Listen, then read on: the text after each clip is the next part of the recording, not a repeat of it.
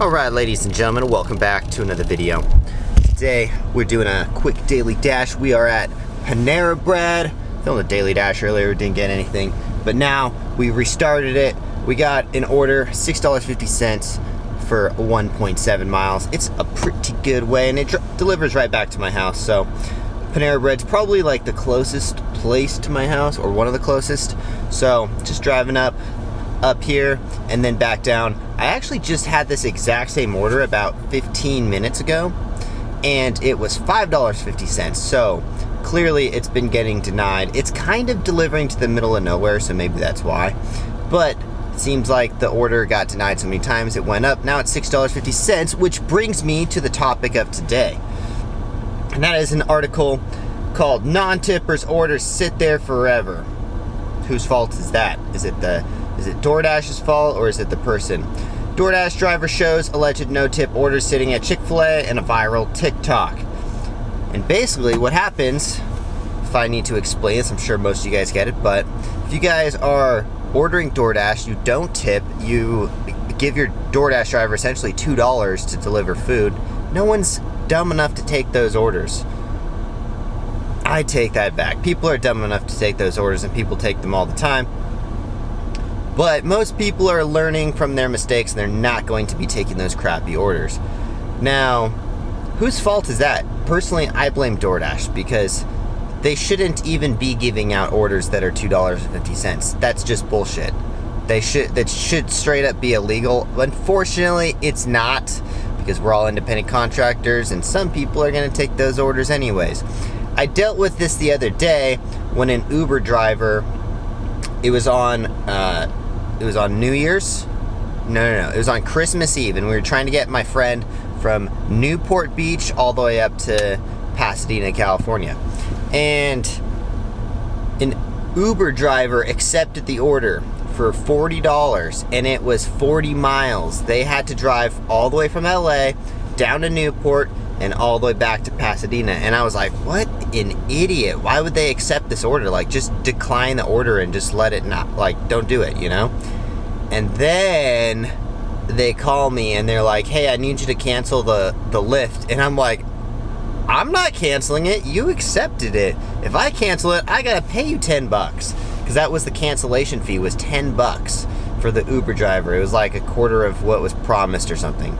Anyways, it was like a standoff that went on for like 15 minutes because this guy didn't want to cancel it, and he kept telling me that I'm not going to get charged, and I was like, bitch, I'm telling you right now, I am trying to cancel it, and they are going to charge me. I'm not canceling it. That's on you, you know? You take the bad rating or whatever. Like, I'm not going to give you a bad rating, but you take the poor completion rate, you know? Anyways, that was It was a long standoff. Eventually we got someone to take an Uber ride, or someone took the Uber ride, and it was because they were doing like a double multiple person lift. Anyways, alright, I'm gonna go pick up this order from Panera Bread. Be right back. Alright, but back onto the whole DoorDash offering crap orders and stuff. I'm gonna try to relate it to as if I was, Jesus, thank you, car, for abruptly.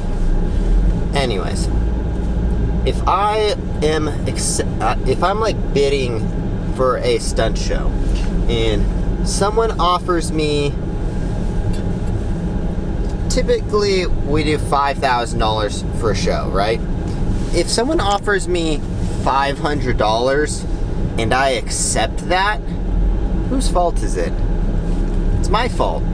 It's not really DoorDash's fault, or in this case, the client's fault. They're trying to get what they can get away with, and unfortunately, I was a dumbass and I lowered my standards and lowered the market value of a show to $500. So I think the best thing we can do is just kind of spread the word to anyone who's a new DoorDasher. That's why a lot of people say, like, oh, my tips, like on my DoorDash cheat codes videos and stuff, a lot of people say, oh, these tips are so basic, everyone says the exact same tips. And my response to that is, first of all, these tips aren't for people that are, like, they're not for people who know what they're doing. They're for extreme beginners. And if you're an extreme beginner, you might find those tips very helpful. And on top of that, I've been doing these DoorDash cheat codes tips videos for way longer than anyone else. The only person who had a video out before me was Mr. Bentley Coop. And I put out my Postmates video the same day, or the same month that he put out his first DoorDash video. So, we've been around the longest. Just saying. Just saying. Anyways, alright, I'll be right back. Gotta go drive 5 minutes to drop off this order from Panera Bread.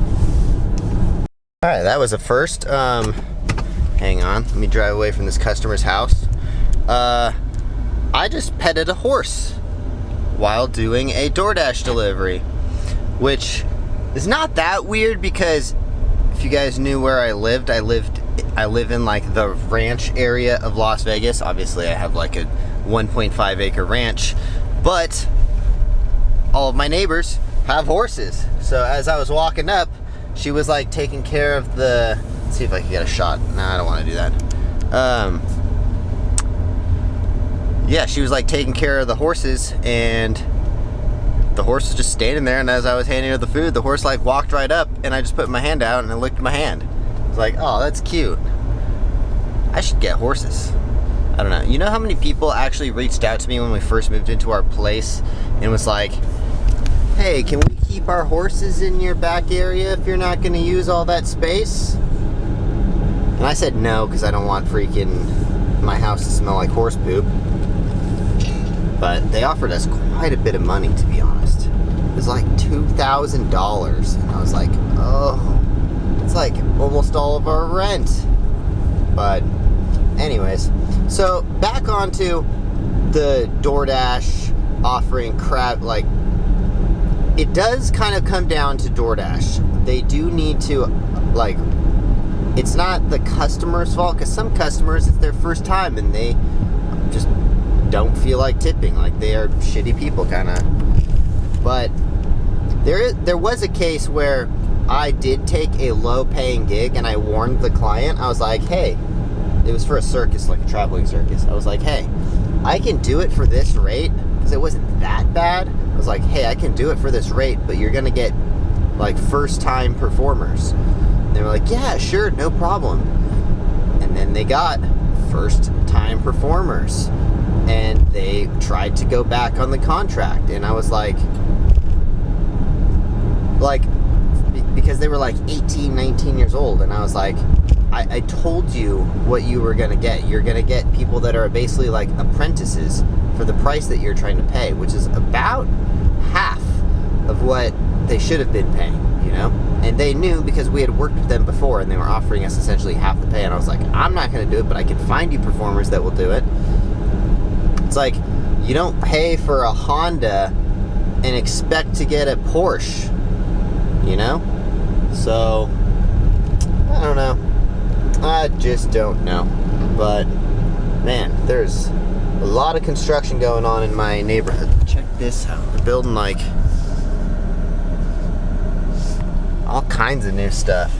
I wonder what those things are. Like, look at these gigantic things. They're all the way down my street. Like, what are those things for? That's what I'm wondering. But who knows? Who knows? Anyways, be right back.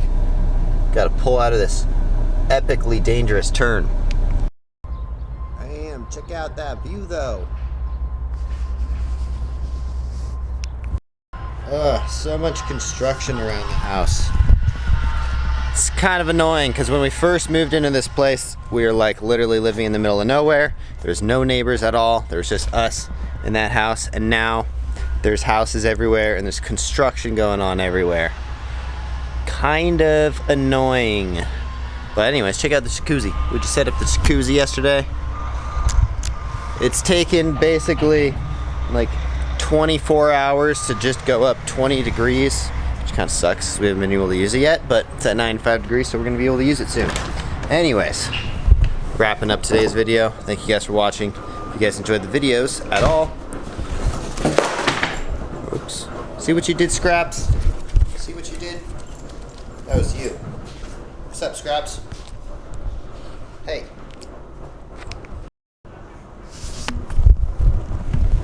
How cute is that dog? That is Scraps. That is my roommate's dog. Anyways, we'll see you guys in the next one. Thanks for watching. If you guys enjoyed my videos at all, please consider subscribing. Smash that like button. And also, order yourself a pair of nice off-axis shoes. Look at this. We got lots of shoes up here. These are all the returns that came in from Christmas. Kind of annoying, but oh well.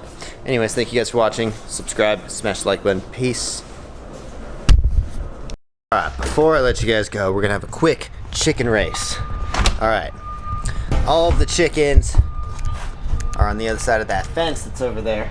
But as soon as I say chick, chick, really loud, they're all going to be over here. So we're going to see which chicken comes in first. Chick, chick.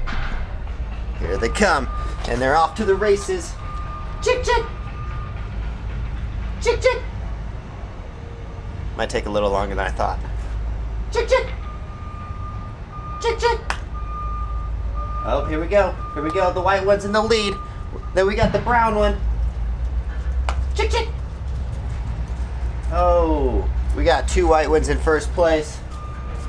And then the brown ones come in second place. That's the pecking order, folks. It's funny, they do have a pecking order, though. Wherever they go, the white ones are always basically in front. But, all right. Hope you guys enjoyed that chicken race.